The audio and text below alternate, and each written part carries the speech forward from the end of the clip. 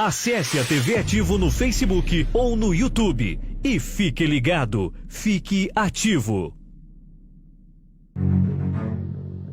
Acesse a TV Ativo no Facebook ou no YouTube e fique ligado, fique ativo.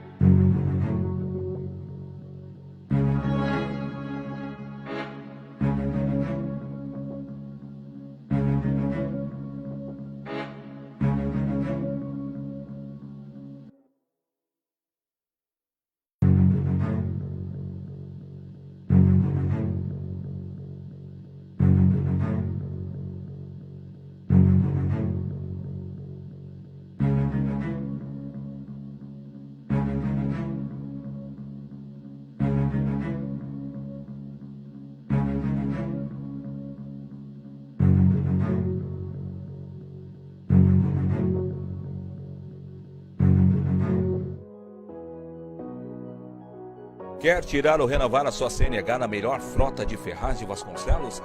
A Automoto Escola BR possui carros novos, padronizados com direção elétrica. Categoria A moto, categoria B carro, categoria D ônibus, categoria E carreta. E também a CNH para portadores de necessidades especiais. Na Automoto Escola BR você se habilita com agilidade e seriedade. Visite a nossa Unidade 1, na Avenida Governador Jânio Quadros, 561, Parque Dourado. Ou na Unidade 2, na Rua Tiradentes, 38, Centro de Ferraz. Automoto Escola BR.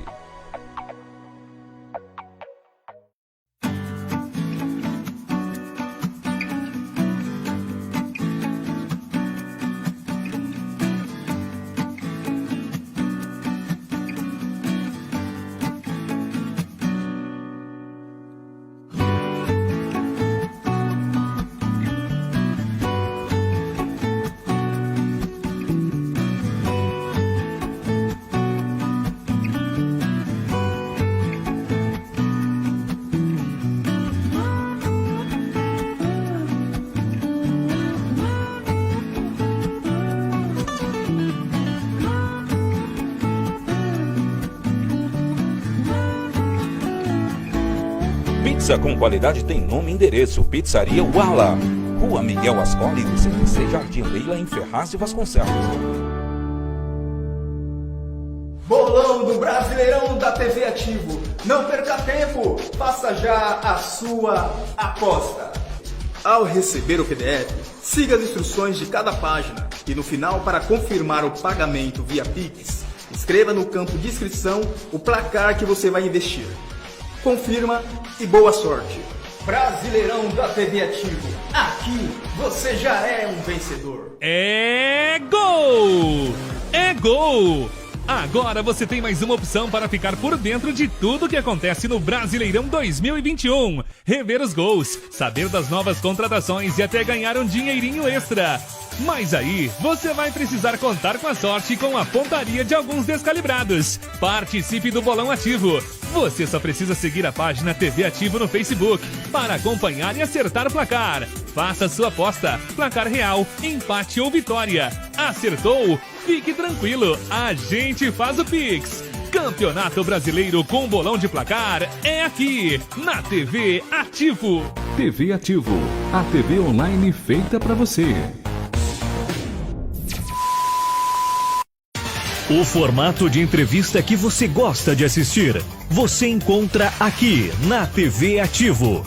As entrevistas são interativas e você pode participar comentando, curtindo, compartilhando ou sendo o próximo entrevistado. Acesse a TV Ativo no Facebook ou no YouTube e fique ligado, fique ativo. Falando a Verdade, com Marquinhos Kinder. Olá, muito boa noite para você que já está chegando aí nas redes sociais. Muito boa noite para você que já curte, já compartilha e já nos segue aí no Facebook, no YouTube. Muito obrigado aí pela audiência de toda semana que você vem nos colocando aí no programa Falando a Verdade e também toda a programação da TV Ativo. Quero que você, a partir de agora, comece a compartilhar aí nas suas redes sociais, comece a curtir, mandar os seus comentários, as suas perguntas, porque o programa Falando a Verdade entra numa nova fase e iremos começar a ouvir muitos deputados federais. Um momento muito importante da sociedade brasileira, a gente discutir o Brasil. E hoje não poderia ser diferente. Hoje eu trago no programa Falando a Verdade, na minha opinião, um dos maiores deputados, um dos grandes deputados do Congresso Federal hoje. Tem um trabalho extraordinário, um grande defensor da vida e da família, cristão, pastor, escritor, três vezes deputado federal, um cara de um carinho e de um carisma excepcional. Eu fico até emocionado de recebê-lo no nosso programa, pastor Roberto de Lucena. Obrigado, viu, deputado, pela sua presença. Imagina. Obrigado pelo carinho de ter vindo. Marquinhos, que presente você me dá, me oportunizando estar aqui com você hoje, conversando com os nossos amigos, com a sua grande audiência. Parabéns pelo programa e por esse espaço democrático, aberto, para as lideranças do Alto Tietê e de toda a nossa região. O senhor tem uma participação muito especial na cidade de Ferraz, e daqui a pouco a gente vai falar disso, mas eu sempre começo com uma pergunta. Quem é o pastor Roberto de Lucena? Eu sou pastor, eu estou deputado federal. Em algum momento eu poderei estar cumprindo uma outra missão, uma outra tarefa. Agora, ser pastor é uma vocação, é um chamado. Eu, aliás, nesse dia 2 de novembro, eu estou completando 35 anos de ordenação ministerial. Olha, parabéns. Então, eu fui ordenado, tinha 20 anos, tenho 55 anos, foi no dia 2 de novembro de 1986. E eu vim comemorar aqui em Ferraz de Vasconcelos. Olha, que privilégio para nós, que privilégio. Onde é que surgiu esse desejo, essa vontade de vir para a política, deputado?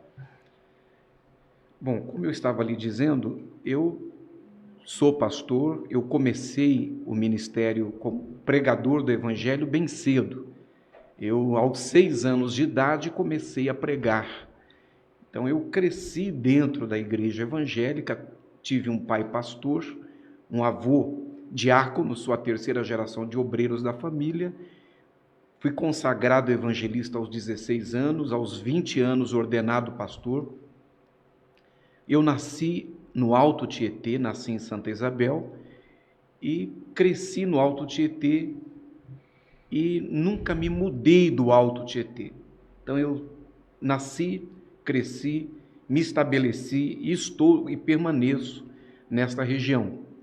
No entanto, pouco tempo depois de ordenado, ainda jovem, aos 33 anos, eu assumi a presidência nacional da Igreja Brasil para Cristo, que é uma das maiores igrejas evangélicas pentecostais do Brasil. São centenas de milhares de membros espalhados por todo o território nacional. Uma igreja que tem quase 65 anos, fundada pelo missionário Manuel de Melo, e eu tive a responsabilidade, a missão pesada de sucedê-lo na presidência nacional da igreja. E no ano de 2008, nós estávamos dialogando, todos os líderes evangélicos das maiores denominações evangélicas do Brasil, da necessidade de nós olharmos para o que estava acontecendo no Congresso Nacional. Nós havíamos tido, em 2006, um escândalo que havia atingido alguns membros da bancada evangélica.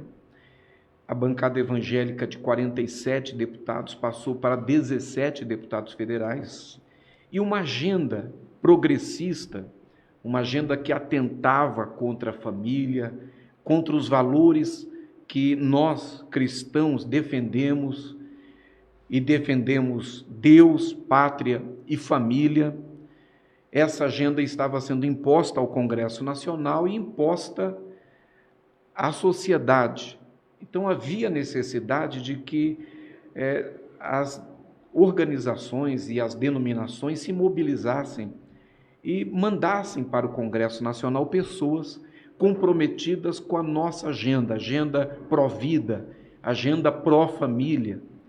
Eu me senti convencido em 2009 a colocar o nome à disposição, me candidatei, portanto, em 2010, ainda pelo Partido Verde. Me elegi em 2010, me reelegi em 14 e em 18 já me reelegi pelo Podemos.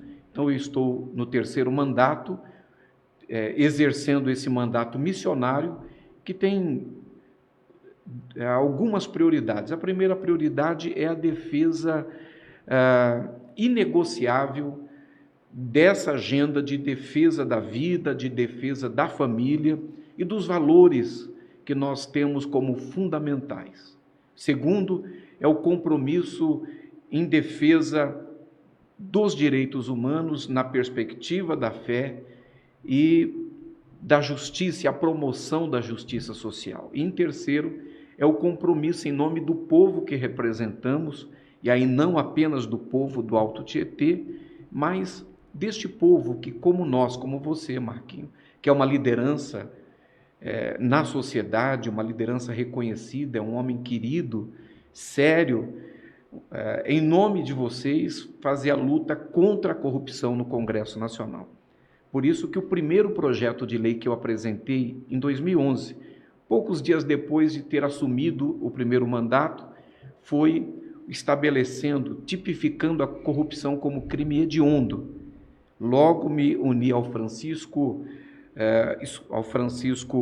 deputado Francisco do Amazonas, e lançamos a Frente Parlamentar de Combate à Corrupção no Congresso Nacional. Foi um momento importante para todos nós. Foi decisivo. Durante o primeiro e o segundo mandato, eu estive membro dessa frente e, finalmente, em 18, reeleito, eu assumi a presidência dessa frente parlamentar e, como coordenador dessa frente, nós temos feito dela a nossa trincheira de luta por um Brasil mais transparente, mais ético, mais justo, e um Brasil que tenha como prioridade vencer a corrupção. A lei da ficha limpa, ela foi importante para o Brasil? Eu vou usar foi, porque no meio do caminho parece que o poder é muito maior do que a transparência. Isso foi um dos grandes interlocutores da relação da lei da ficha limpa. Ela foi importante para o país? A lei da ficha limpa foi um divisor de águas, e infelizmente nós temos, quando você usa o verbo nesse tempo, você está sendo preciso na sua observação, porque nós estamos diante de um esforço sistemático e um esforço contínuo para desidratar toda a legislação de combate à corrupção e enfraquecimento dos instrumentos de fiscalização e controle. Então, você teve, por exemplo, a desidratação da proposta das 10 medidas contra a corrupção. Você teve o desmonte da Operação Lava Jato. Você teve o esvaziamento, né, o enfraquecimento da lei de ficha limpa.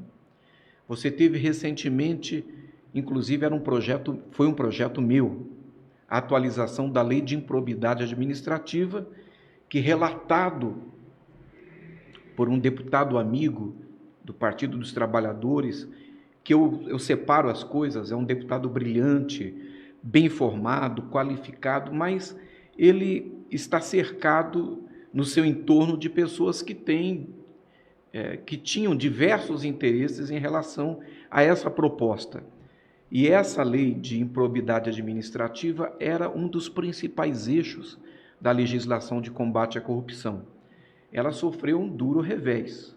Nós tivemos a felicidade de, no Senado Federal, reduzir um pouco os danos.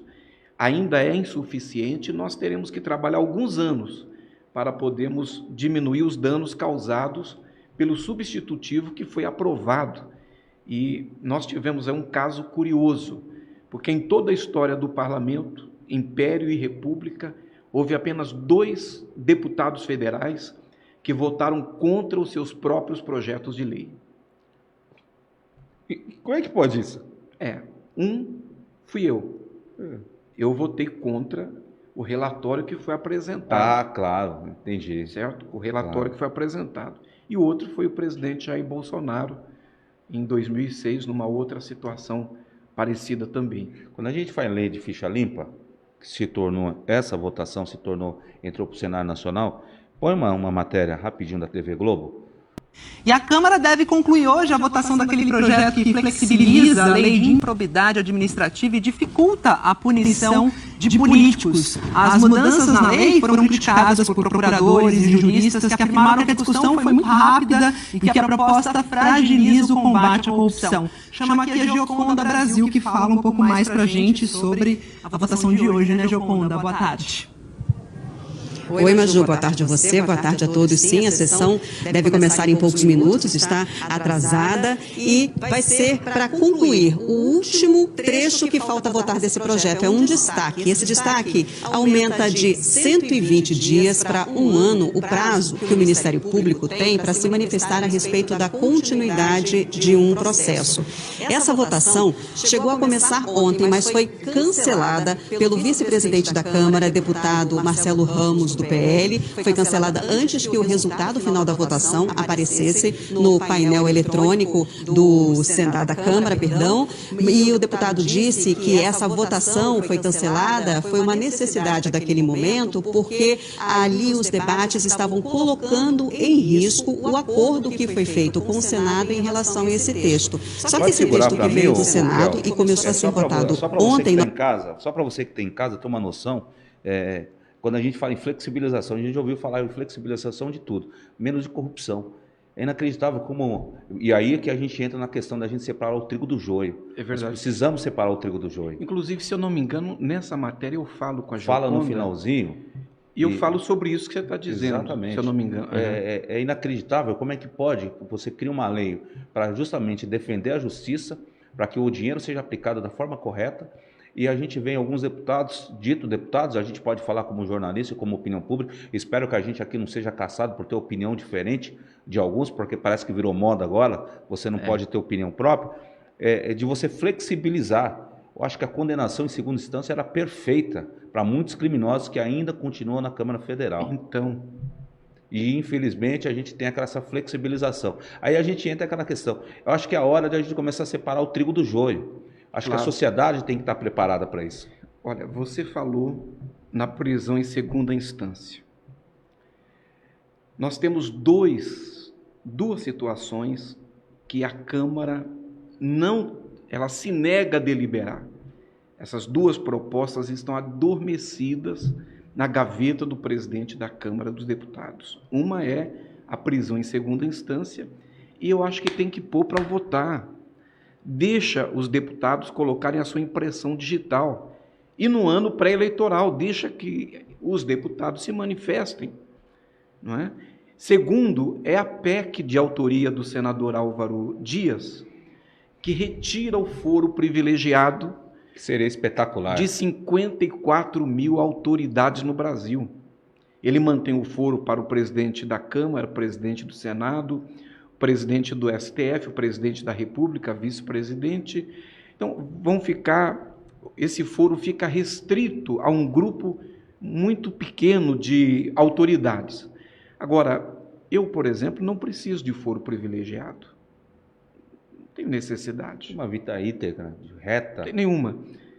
E nós estamos há aproximadamente 1.200 dias com este projeto, essa PEC, que foi aprovada no Senado e que eu tenho a esperança de que seja aprovada na Câmara, adormecida na gaveta do presidente da Câmara dos Deputados.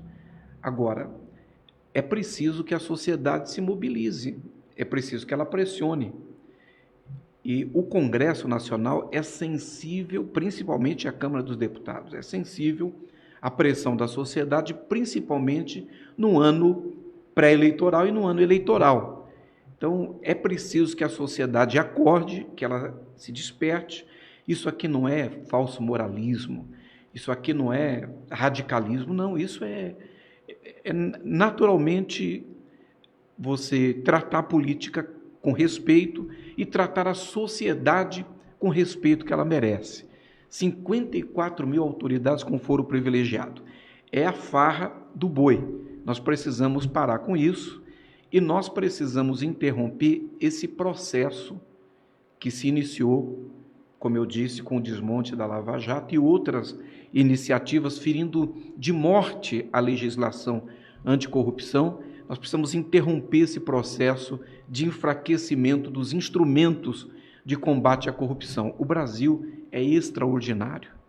Com tudo que nós já passamos, com tudo que esse país já foi roubado, já foi saqueado, com tudo isso, nós estamos entre as 10 maiores economias do mundo.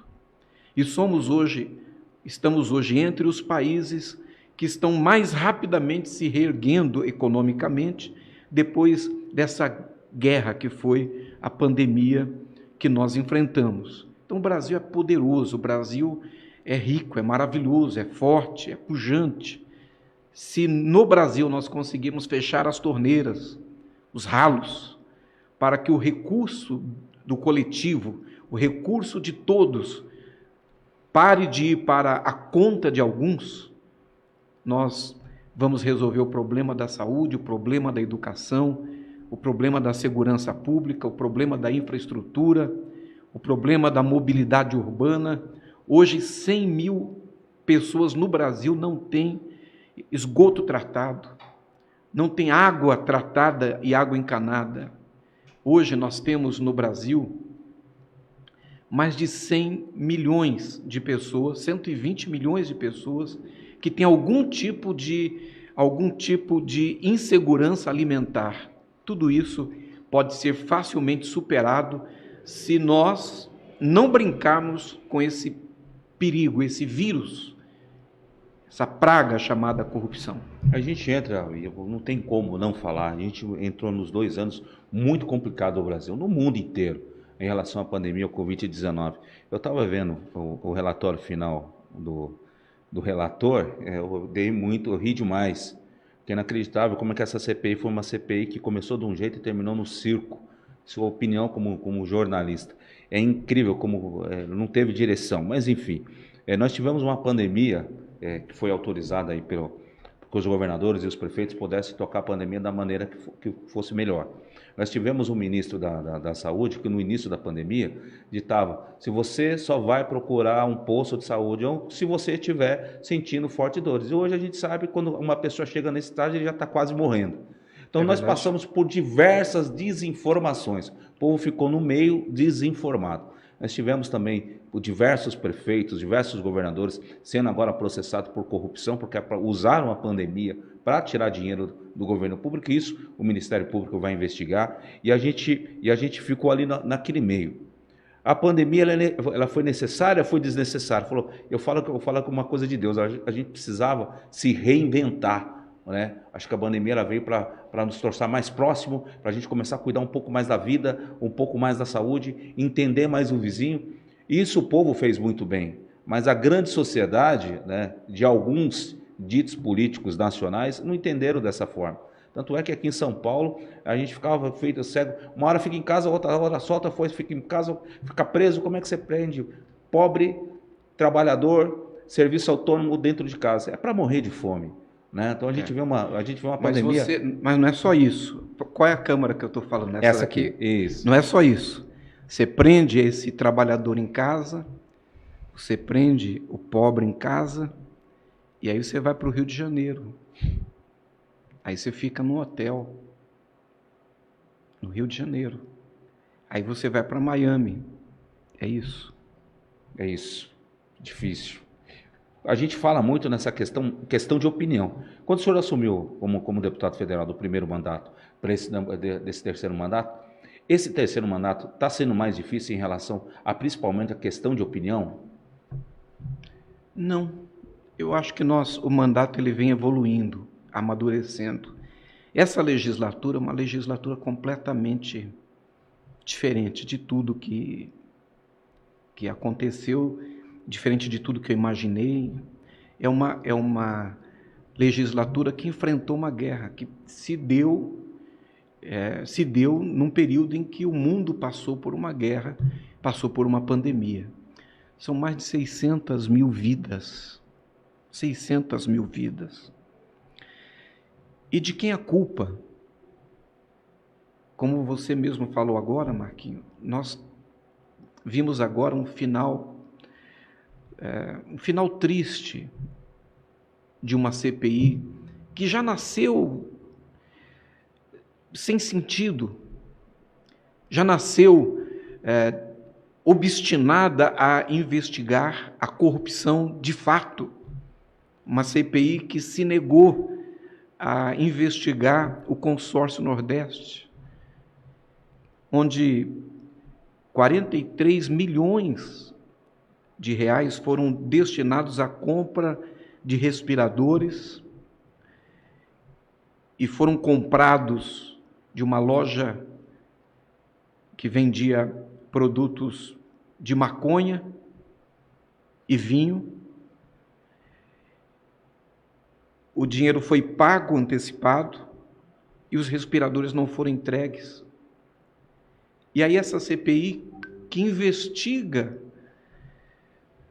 a pandemia, que investiga a Covid, a CPI da Covid, ela não investiga esse desvio.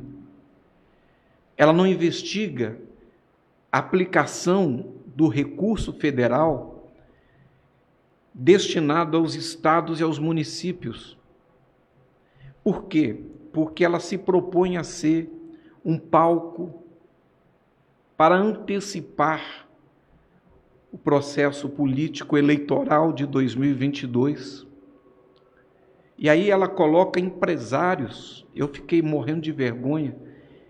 Um empresário como Luciano Hang, que gera 22 mil empregos diretos no Brasil e mais 100 mil empregos indiretos no banco de réu, tratado de uma maneira criminosa, vexatória, como se fosse um criminoso. Como se fosse um criminoso. E aí, qual é o estímulo que o empresário, que o investidor tem de plantar nesse país, de suar camisa nesse país, de investir o seu recurso nesse país e depois ser colocado no banco de réus, numa CPI presidida e relatada por duas pessoas com inúmeros problemas na justiça, na sua Corte Suprema. Você vê um Carlos Wizard, que é um empresário que não precisava fazer o que ele faz, mas que durante a pandemia, enquanto estes senadores estavam em suas casas, estavam trancados nos seus quartos, ou não, ele estava lá em Roraima, ele estava participando de uma frente humanitária, ajudando os venezuelanos que fugiam da fome e chegavam no Brasil pela fronteira, precisando de acolhimento, de alimento, de abraço. E o Carlos Wizard e a sua esposa estavam lá, pessoalmente.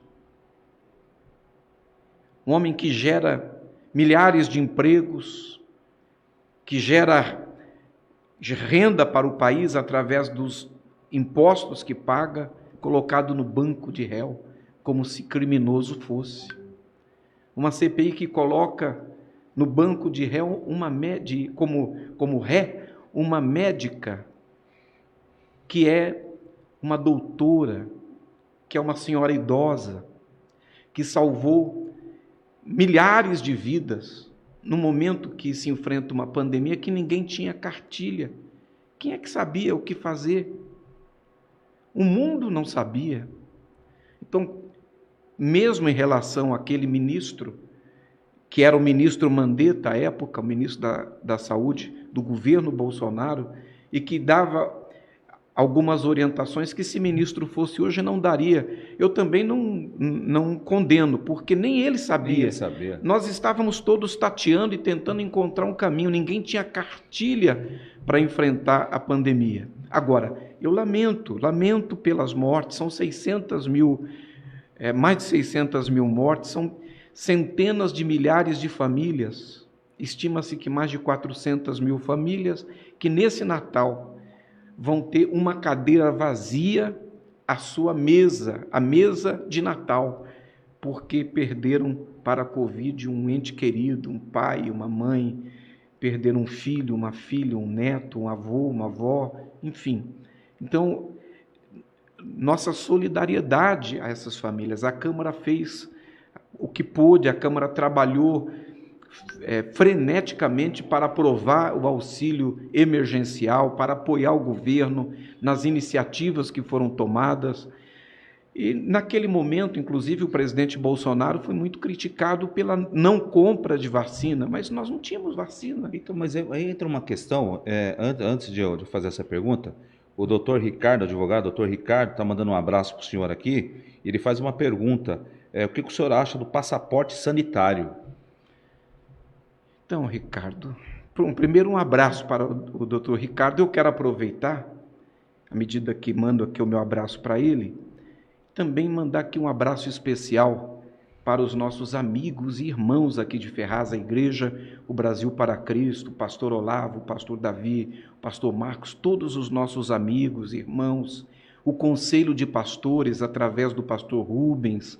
Então, a todos vocês, o nosso abraço, o nosso time aí do Podemos, na cidade de Ferraz de Vasconcelos, e em todo o Alto Tietê, porque este programa ele não é visto apenas em Ferraz, essa cidade tão importante e querida aqui no Alto Tietê. Ele transcende, né? Tem gente do Brasil inteiro agora que está nos acompanhando aqui. Hoje eu tenho a satisfação de estar acompanhado aqui com o Renan, meu filho, que é a minha melhor versão. Né? E junto com o Renan eu quero mandar um abraço para todo mundo. Ricardo, eu sou contra o passaporte sanitário. Sou contra. Eu me vacinei, eu tomei as 2 doses de vacina, eu recomendo. O Renan tomou uma dose só porque a vacina que ele tomou é uma dose só. É a Janssen. Eu tomei a Pfizer. Eu falo que é a elite das vacinas. A Pfizer, toma uma só, né? Não, são duas. São duas? A Janssen é uma só. A Janssen é uma só. É uma só. Agora, você está vacinado. Sim, as 2 doses. 2 doses. Você tomou qual? AstraZeneca. AstraZeneca. É uma boa vacina. Hoje nós temos boas vacinas. A própria Coronavac, que é a vacina do Butantan, e aí o meu orgulho de que essa vacina seja uma contribuição importante do Estado de São Paulo para o Brasil, né? Para o Brasil, São Paulo foi o carro-chefe da nossa vacinação. Até pouco tempo atrás, de cada 10 brasileiros, 7 eram vacinados graças ao esforço do Butantan, graças à vacina de São Paulo. Agora, eu entendo que você não tem como obrigar ninguém a se vacinar. Não tem como obrigar. Mas eu sou vacinado, eu recomendo que as pessoas se vacinem, eu defendo que tenha vacina para todo mundo que queira. E quando a pessoa não quer se vacinar, a pessoa sabe que tem determinadas situações. Eu, por exemplo, há determinadas cidades que eu vou, que para entrar num restaurante eu apresento o certificado de vacina. Certo? A pessoa sabe que se não está disposta a ter esse passaporte, evidentemente, em algumas situações, ela vai ter que enfrentar isso. Agora, nós temos aí uma questão inclusive constitucional. Eu entendo que se a Câmara aprovar o passaporte sanitário, esse passaporte sanitário no STF pode ser questionado e no STF ele pode ser declarado inconstitucional. Está respondido aí, doutor. Aproveitar essa deixa, já agradecer o Donizete, Ricardo Melão aqui da cidade, empresário aqui da cidade, mandando um grande abraço. Um abraço para o querido Melão. O Moro filiou no Podemos, a gente vai falar daqui a pouco. Ainda não, mas está quase. Está ali. A Lili Aymar, obrigado. Abraço, Lili. Parabéns pelo excelente trabalho, querido deputado. Helene Cristina, Alemão Lopes, obrigado, viu, Alemão? A Celina Linhares, boa noite, parabéns, deputado, pelo trabalho. O senhor tem um trabalho espetacular que chama Em Defesa da Vida. Esse videozinho 3, coloca o vídeo 3 para mim, para o povo entender um pouquinho mais. Em Defesa da Vida e da Família. Eu queria que só explicasse um pouquinho o que é esse projeto, deputado.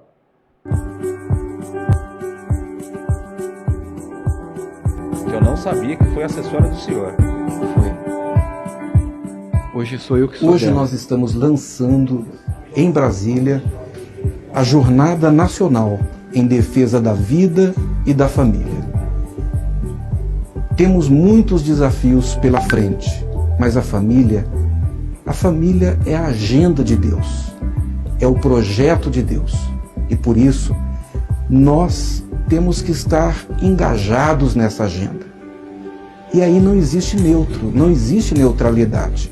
Ou nós fazemos parte da solução, e é isso que devemos fazer, ou fazemos parte do problema. Deus ama a família, Deus ama o Brasil. Já coloca o da ministra Damares, e a gente já faz uma pergunta só.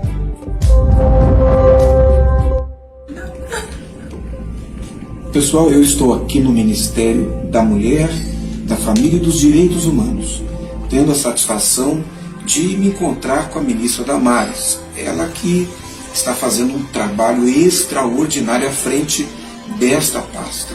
O presidente Bolsonaro tem muita tranquilidade de ter a ministra Damares cuidando dessa parte do seu governo, ajudando a transformar o Brasil. Eu vim trazer para a ministra hoje aqui as nossas contribuições em relação ao tema da violência contra a mulher. Olha, gente, eu e o deputado Roberto de Lucena somos parceiros de luta há muitos anos. Inclusive, quem não sabe, eu fui assessora dele no Congresso Nacional. Hoje eu que sou dela. E a gente tem essa pauta de proteção e defesa da mulher juntos há muito tempo. A proteção da mulher, da menina, da mulher idosa. E hoje nós estamos conversando aqui sobre estratégias de proteção da mulher no Brasil. Deputado, muito obrigada. Obrigada por esse apoio e por se envolver assim de cabeça nessa causa toda. Não, eu é quem tenho que lhe agradecer por você ser uma ministra corajosa, determinada e que quando sentou-se nesta cadeira não mudou os seus valores, os seus princípios e continua defendendo e lutando pela família de todo o Brasil. Gente, um abraço para você. Abraço, gente. Projeto maravilhoso é esse, deputado. Então, hoje, inclusive nós temos potencializado pela pandemia o aumento do número de violência doméstica. violência contra a criança e o adolescente, inclusive a violência sexual, a violência contra a pessoa idosa, contra a mulher. E a ministra Damares está fazendo um papel extraordinário. Durante a pandemia, da pandemia para cá, de 2020 para cá, ela, por exemplo, articulou-se junto com o Ministério da Justiça e Segurança Pública, e nós tivemos algumas operações que prenderam pedófilos no Brasil, que prenderam agressores de mulher no Brasil, uma operação que prendeu milhares de pessoas, que prendeu agressores de idosos. Então, eu acho que na história do Brasil é a primeira ministra de Estado de Direitos Humanos que, em vez de soltar, prende. Agora, ela tem feito um papel extraordinário, cuidando dessa agenda e cumprindo o seu papel de proteger os mais vulneráveis, aqueles que precisam que os sistemas de proteção funcionem nesse país. Por isso também nós estamos ativando essa série de eventos que nós faremos no Brasil, a partir de Brasília, que é a Jornada em Defesa da Vida e da Família, através da qual nós estaremos levando conscientização e procurando dialogar, não apenas com a igreja, mas com todos os segmentos da sociedade, da necessidade de nós nos erguermos e não permitirmos que seja normal para a gente ver aquilo que nós temos visto. Por exemplo, é impressionante o número de pessoas idosas que foram, durante esse período que nós enfrentamos nesses últimos 2 anos, foram roubados, né? Tiveram seus cartões de benefícios utilizados por parentes, foram saqueados, roubados, tiveram bens dilapidados. É impressionante o número de pessoas idosas que foram sexualmente abusadas, violentadas, agredidas. Então, não dá para nós acharmos que isso é normal, fazermos de conta que não está acontecendo nada. Nós temos que reagir enquanto sociedade, reagir enquanto famílias e procurarmos lutar para proteger essas pessoas que são mais vulneráveis. Amanhã somos nós. O Brasil é um país que envelhece. Hoje nós temos 30 milhões de brasileiros com 60 anos ou mais. Em 2050 nós seremos, que eu naturalmente já estarei lá, nós seremos mais de 60 milhões de brasileiros com 60 anos ou mais. Então o Brasil conquistou, o Brasil alcançou uma conquista que foi o aumento da expectativa de vida, mas esse aumento de expectativa de vida tem que ser acompanhado pela boa qualidade de vida. E muitas vezes, infelizmente, o lar, que deveria ser o lugar de proteção, de cuidado tanto das crianças quanto das mulheres, das pessoas idosas, o lar é o lugar mais perigoso para essas pessoas. E nós, por isso, estamos fazendo essa jornada, porque nós precisamos nos levantar e nós precisamos dizer que o Brasil não aceita mais isso, que o Brasil será, se depender de nós, o melhor país do mundo para se ser criança, que o Brasil será o melhor país do mundo para se viver idoso, idosa. Essa é a nossa luta, é a luta da ministra Damares, é a luta do nosso mandato. Quero aproveitar você que está nos assistindo agora. Quando a gente falou que ia iniciar esse programa com diversos deputados, nós precisamos diferenciar muita coisa. Principalmente o deputado que é compromissado com a família, compromissado com a verdade, compromissado com a vida. Nós precisamos que os nossos representantes tenham esses mesmos compromissos. E chegou a hora da gente começar a tirar o trigo do joio. Nós precisamos dar crédito, credibilidade e trazer para a sociedade deputados igual o deputado Roberto de Lucena, que tem a capacidade, a hombridade de defender a família, a vida. Um grande deputado que teve a sua vida totalmente liberada, não responde a processo, é pastor, é um cara de um caráter excepcional. E a gente só começa a entender isso quando a gente passa a conhecer um pouco mais da família do deputado Roberto de Lucena. E nós, como somos jornalistas, a gente pesquisa, a gente fuça um pouquinho, porque a gente quer entender de onde sai a raiz do deputado, para a gente entender o que ele é. E a gente procurando em umas redes sociais, primeiro a gente encontrou isso aqui. Mostra aí, Kelvin. Olha isso. Quem é ela? É a minha netinha, Lorena. É a Lorena? Quantos anos ela tem, a Lorena? Lorena tem 5 anos. 5 anos de idade.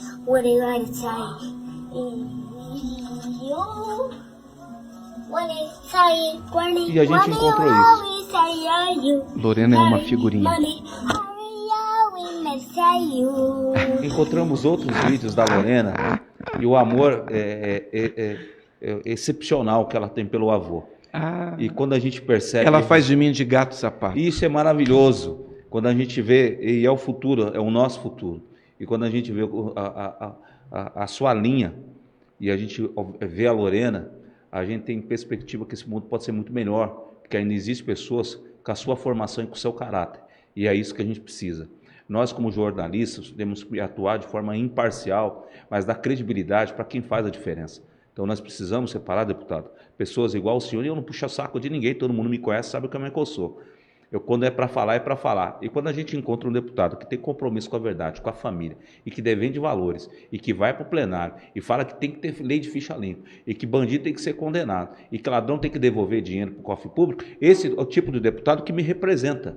Esse é o tipo de deputado que representa a sociedade brasileira, porque começamos a discutir políticas, ainda algumas de forma atabalhoada, mas começamos a discutir política. Então, quando a gente vê isso, e o que mais ainda fechou com chave de ouro, quando eu vejo uma homenagem que eu parei, eu acho que eu assisti umas 10 vezes, que eu precisava ver, e aquilo mostra de onde é a base do Roberto de Lucena. De onde o Roberto de Lucena veio e por que ele tem essa formação, porque ele é tão tranquilo e porque ele é homem de Deus. Aí eu achei isso aqui, ó. Mostra aqui. Isso. Ah, meu Deus.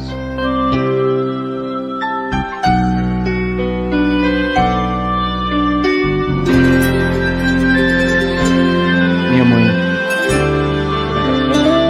Dona Eunice. Consegui um voo que não chegava na hora. E o meu irmão foi segurando a onda lá, não podia passar de 11 horas, depois ele conseguiu segurar até meio-dia. Eu cheguei na igreja 10 para meio-dia. Faltava 10 minutos para o corpo sair. Aí eu fui direto para o caixão, peguei o meu bottom de deputado, coloquei no vestido dela. E aí parecia que eu ouvia ela falando assim: eu sabia que você vinha. Eu ouvi aquela cena do final do ano. Aí eu não me aguentei, né? Aí eu me derramei. Mas eu tenho certeza que ela tinha certeza que eu ia. Aí eu consegui chegar, graças a Deus, 10 minutinhos faltava, mas cheguei. E aí o bottom, que foi o primeiro bottom que eu usei na minha posse, coloquei o vestidinho dela. Mas desculpe, vamos lá.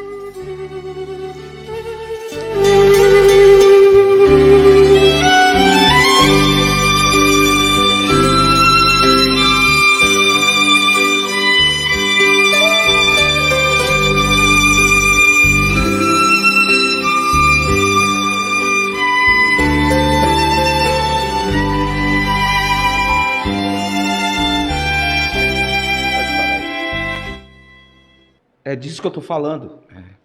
Eu falo que a política nacional ela tem jeito. E eu vi esse vídeo umas 10 vezes. Porque eu também tenho uma mãezinha e quando eu vi aquele vídeo, a primeira vez que eu vi, eu estava procurando alguma coisa, eu falei assim, eu preciso entender a raiz do Roberto de Lucena. E quando eu vi esse vídeo, eu vi a sua mãe, entendi tudo.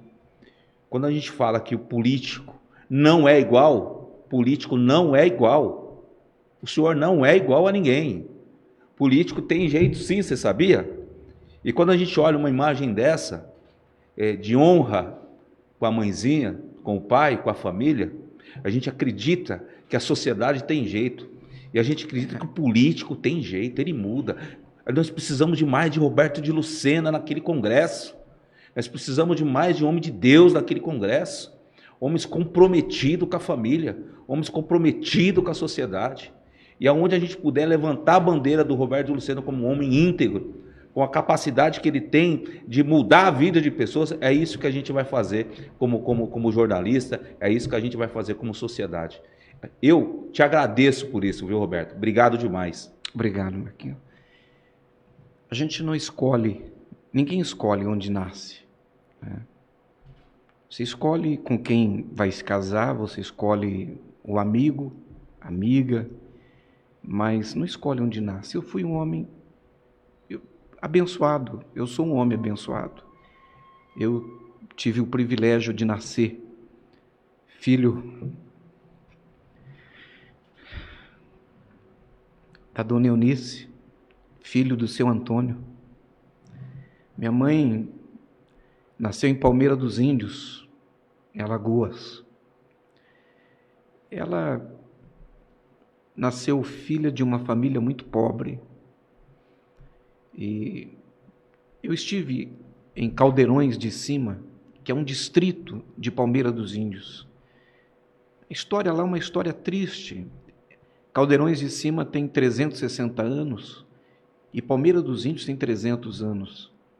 A cidade começou lá em Caldeirões de Cima, naquela vila, que até pouco tempo atrás era uma vila com todas as casas ainda de taipa, e a rua não tinha calçamento, não tinha água tratada, esgoto. E no século XVIII veio o cólera, dizimou a população, e quem sobreviveu e tinha condições saiu dali e foi 30 quilômetros para frente e formou o núcleo que viria a ser a cidade de Palmeira dos Índios. E quem ficou ali foram os pobres que não tinham para onde ir. E a família da minha mãe ficou ali. Então ela cresceu ali, e quando ela tinha uns 16 anos, o seu pai morreu, a sua mãezinha já tinha falecido. Então ela, cheia de coragem, ela era muito valente, convidou um moço. Eles saíram e foram andando até a estrada e andaram uns 40 quilômetros aproximadamente. Conseguiram vir para São Paulo num pau de arara e vieram enfrentar a cidade grande, trabalhar. Se casaram, tiveram 5 filhos, e ela ainda uma jovem, 20 e poucos anos, perde o marido. Ele foi mordido por um cachorro que estava doente, morreu. Ela levou as crianças para um orfanato em Araraquara e deixou as crianças lá, os 5, um bebê, o Luizinho, e 5, eram 5 filhos. E ela veio trabalhar para conseguir se organizar e voltar a buscar os seus filhos. Uma vez por mês ela ia. Quando conseguia, 2 vezes por mês, aos domingos. E não tinha uma noite que ela não dormia chorando, gemendo de dor, de deixar as crianças longe dela, de chamar a cada um pelo nome. E meu pai era também nordestino, meu pai era da Paraíba, meu avô era agricultor, a minha avó professora. Na década de 50 teve uma estiagem que foi a mais severa até então no Nordeste. E por uma questão de sobrevivência, meus avós pegaram os 16 filhos e saíram da Paraíba para Santa Isabel. No meio do caminho, meu pai e um irmão ficaram no Mato Grosso. E meu pai foi pescar, foi trabalhar numa serraria, e teve 2 filhos com uma senhora, uma moça índia, que quando teve o segundo filho, resolveu voltar para sua aldeia. Meu pai pegou as crianças e veio a Santa Isabel, com o objetivo de deixar as crianças com os meus avós e voltar. Conheceu minha mãe, vizinha da minha avó. Eles se apaixonaram, se casaram, tiveram 5 filhos juntos. Os 5 filhos dela, eles trouxeram para morar com eles. Meu pai tinha 2, então eles criaram 12 filhos. Minha mãe era uma mulher extraordinária, um ser humano generoso, uma mulher valente, corajosa. Meu pai era um homem sanguíneo, muito trabalhador, muito valente, que quando eu tinha 1 ano de idade se converteu à fé evangélica e mergulhou na fé e se tornou obreiro e depois dirigente e pastor daquela comunidade da Igreja Brasil para Cristo em Santa Isabel. Eles me ensinaram a ser quem eu sou, me ensinaram os valores como a humildade, como a honestidade, a sinceridade, o trabalho que dignifica o homem. Meu pai me dava um microfone para pregar à noite na igreja. Eu tinha 6 anos de idade, mas de dia me dava o rodo, a vassoura, o balde para eu limpar a igreja. Eu sinto muita falta deles. Em 2010, 7 dias depois da minha primeira eleição, meu pai faleceu. E eu o sepultei no dia do professor, no dia 15 de outubro de 2010. Ele foi o meu grande professor. A minha mãe, recentemente, no ano passado, no mês de junho, ela se despediu da gente. E é incrível, quando a gente perde o pai, é como se a gente perdesse o teto da casa. E quando perde a mãe, é como se a gente perdesse o chão, né? Eu me senti órfão quando perdi minha mãe. Mas eu sou grato a Deus por esse privilégio. O privilégio de ter nascido filho do seu Antônio Vieira de Lucena e da dona Eunice Alves de Lucena. E a gente se sente honrado em contar um pouco dessa sua história, porque existem políticos e políticos. E quando nós trouxemos o senhor aqui, nós sabíamos muito bem quem a gente estava trazendo. E a gente quer mostrar para a sociedade que a política nacional, ela tem jeito sim. Não adianta falar que não tem mais jeito, tem jeito sim. E o Roberto de Lucena é um grande exemplo disso. As eleições de 2022 estão às portas. Nós passamos por o maior momento de corrupção das nossas vidas. É hora de nós começarmos a refletir quem realmente tem trabalho voltado para a família. A nossa entrevista está chegando no finalzinho e eu vou convidar o deputado a voltar aqui mais uma vez durante a campanha, porque a gente vai falar das eleições de 2022, da importância das eleições de 2022.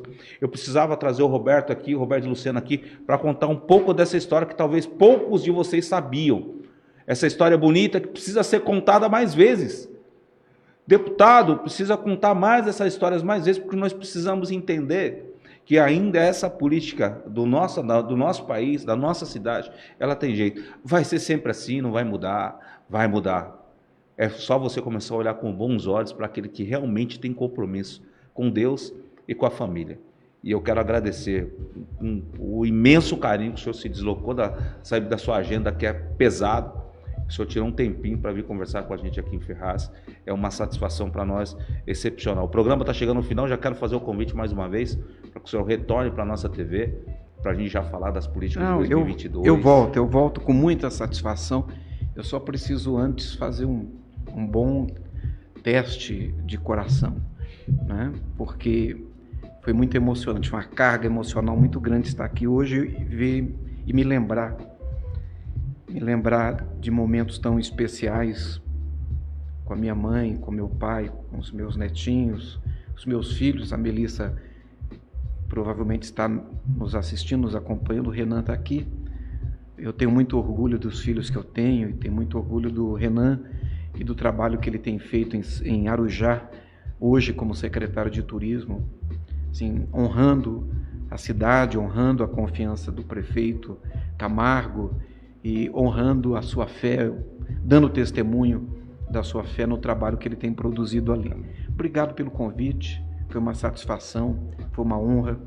Eu tenho muito carinho por Ferraz de Vasconcelos, já ajudamos a cidade com recurso, com emenda no passado. Eu estou à disposição da atual administração para continuar ajudando. Todos os municípios do Alto Tietê nos procuraram nesse momento, pedindo emenda, pedindo ajuda. Só Ferraz de Vasconcelos que ainda não nos procurou. Mas então está na hora de procurar. As portas estão abertas e eu quero aqui aproveitar e mandar um grande abraço para o Jorginho. Jorginho Absanra. Meu grande amigo e irmão. Não é? Ele e a sua família. Um grande abraço para ele. E para aquelas pessoas que discutem a cidade, que vivem a cidade e que sonham com uma cidade melhor. Quero aproveitar, deixa já agradecer também o Anderson Santos, né? O Anderson não é meu amigo, é meu irmão. Eu venho falando com ele, eu tenho o Roberto de Lucena. Falei, rapaz, sou doido para trazer o Roberto no nosso programa. E a gente começou a trabalhar, ele trabalhando com o Renan, né, Renan? Trabalhando, eu falei, vamos ver a agenda. Eu sei que o homem é corrido. Vamos ver se a gente consegue encaixar um pouquinho pra gente. Obrigado, viu, Anderson? Obrigado demais. Ele não conseguiu, porque tá em São Paulo, tava louco para vir, mas não vai faltar oportunidade. Deputado, obrigado mais uma vez. Deus abençoe a sua vida, o seu ministério, a sua família. E acredito que 2022 será um ano de grande vitória e de reformulação desse país que a gente precisa tanto. E eu quero, se Deus quiser, ir lá na sua posse em Brasília, se Deus assim permitir. Será uma honra para mim. Se Deus permitir, será uma honra para mim. Recebi hoje o deputado federal Roberto de Lucena. Quero agradecer a você que nos acompanhou até agora, nesse momento. A gente volta na sexta-feira a partir das 8 horas da noite com o programa Falando a Verdade. E aqui é Falando a Verdade. Muito obrigado pela sua audiência, pelo seu carinho. Continua compartilhando, continua mandando suas perguntas, que a gente vai continuar respondendo você. Fui!